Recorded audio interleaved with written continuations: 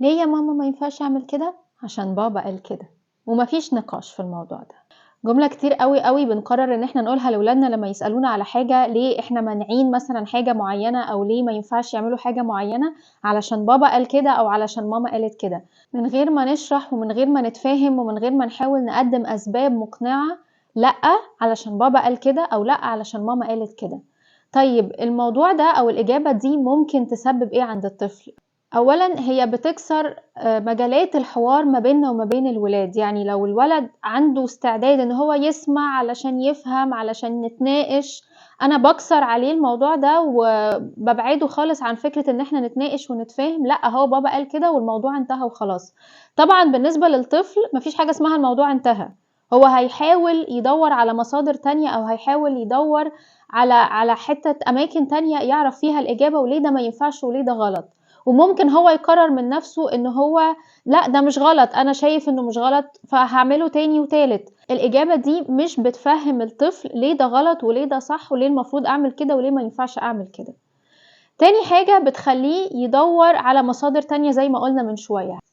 هيدور في اماكن تانية على الاجابة. هيحاول يعرف هو ليه بابا ممكن يكون بيقول كده وليه ماما ممكن تكون بتقول كده، لانه اكيد يعني كلام بابا وماما مش منزل، اكيد مش هو صح وهو اللي ما فيش زيه والمفروض ما راجعش وراه. لا، الطفل عنده مخ وبيفكر وبيحاول يدور بنفسه، فعلشان كده هيحاول يدور على الاجابة في حتة تانية خالص. وطبعا ده هيعرضه ان هو ممكن يروح لمصادر ما يكونش موثوق فيها وما تكونش صح، فبالتالي يحصل له تضليل او يحصل له ان هو يعرف معلومات مش المفروض ان هو يعرفها، او اسباب مش المفروض ان هو يكون بيفكر فيها في السن بتاعه ده دلوقتي. تالت حاجة، الثقة ما بينه وما بين الاب والام بتبتدي تتقطع شوية شوية. ليه؟ لانه هو ممكن يفكر انه بابا وماما غالبا مش عارفين الاجابة فمش عارفين يقولوا لي ايه، فانا هدور بقى على حتة تانية ممكن يكونوا عارفين فيها الاجابة. هيبتدي ثقته في بابا وماما تتهز. هيبتدي يحس ان هما مش عارفين يجاوبوا، هيبتدي يحس ان هما مش عايزين يتفاهموا معاه. فبالتالي هو لما يبتدي يكبر هيبتدي يتجنب النقاش والمحاورات مع بابا وماما، علشان يا اما هم هيقولوا لي هو كده فهم مش عارفين السبب، يا اما هم مش عايزين يتكلموا معايا، فانا هدور على اللي عايز يتكلم معايا وهدور على اللي عايز يتفاهم معايا ويشرح لي. مش هقعد مع ناس مش عايزة تشرح لي ومش عايزة تكلمني. رابع حاجة انه الطفل هيفضل يكرر تاني الغلط اللي هو بيعمله، مش هيبطله خالص خالص، لانه هو مش فاهم هو ليه غلط. قال يعني هو لما بيتشرح له ما بيكررش الغلط اللي هو بيعمله. ايوه، هو بيكرر الغلط اللي هو بيعمله، لكن مرة في اتنين في التالتة هيبتدي يبطله لانه هيبتدي يقتنع وهيبقى واصل له حب بابا وماما اللي بيحاولوا يشرحوا له ليه ده غلط. انما لما بقول له هو كده وخلاص، هو مش هيوصل له الحب، هيوصل له ان بابا وماما مش عايزين يتفاهموا معاه ولا يتكلموا معاه، فبالتالي هيفضل دايما يكرر الغلط هو. ولما هيبطله هيبقى غالبا علشان زهق، هو بابا وماما في مشكلة الموضوع ده معقدهم في حاجة فمش عايزيني ان انا اعمله، هفكر في حاجة تانية بقى احاول اعملها.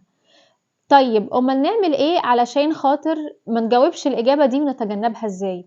اولا لازم التفاهم والحوار مع الولاد. لازم اشرح له ليه ده غلط، ليه ما ينفعش اعمل كده، ليه ما يصحش، ليه بابا وماما بيقولوا كده. لازم اشرح له واديله الاسباب واعرفه ليه ده غلط.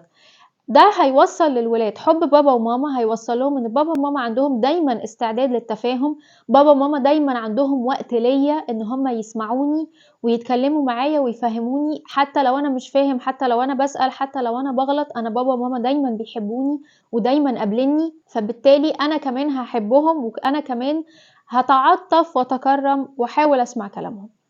كمان ده هيفتح مجال للحوار والتفاهم ما بين الولاد، هيخلي بابا وماما هما المصدر للمعلومات بتاعتي، فبدل ما هروح لمصادر تانية بره مش موثوق فيها، لا انا هروح لبابا وماما لاني انا عارف ان دايما عندهم استعداد ان هما يجاوبوا على اسئلتي، وعارف ان هما بيحبوني، وعارف ان هما عندهم صبر وطولة بال ووقت هيوفروه ليا علشان يجاوبوا على الاسئلة بتاعتي.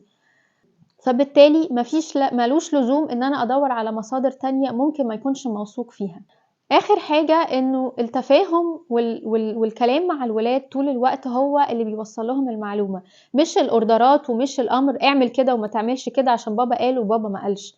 لا، لازم اتفاهم مع الولاد ولازم اعوده على الحوار، علشان ده هيكبر مخه، هيكبر عقله، هيخليه يعرف يفكر بطريقة منطقية، ولما يبتدي يكبر هيخليه يعرف هو يحكم على الحاجات بنفسه بحسب اللي بابا علمهوله، انه ده ممكن ينفع يكون صح ولا ما ينفعش يكون صح، ده ينفع اعمله ولا ما ينفعش اعمله. بحسب الشرح اللي بابا شرحهولي والكلام اللي ماما قالتهولي انا هعرف احكم بعد كده على انه ده صح ولا ده غلط.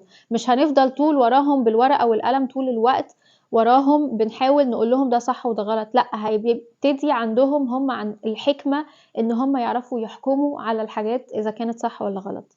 لو الفيديو عجبكم بليز ما تنسوش تعملوا لايك وشير وسبسكرايب. ميرسي، بشوفكم الفيديو الجاي.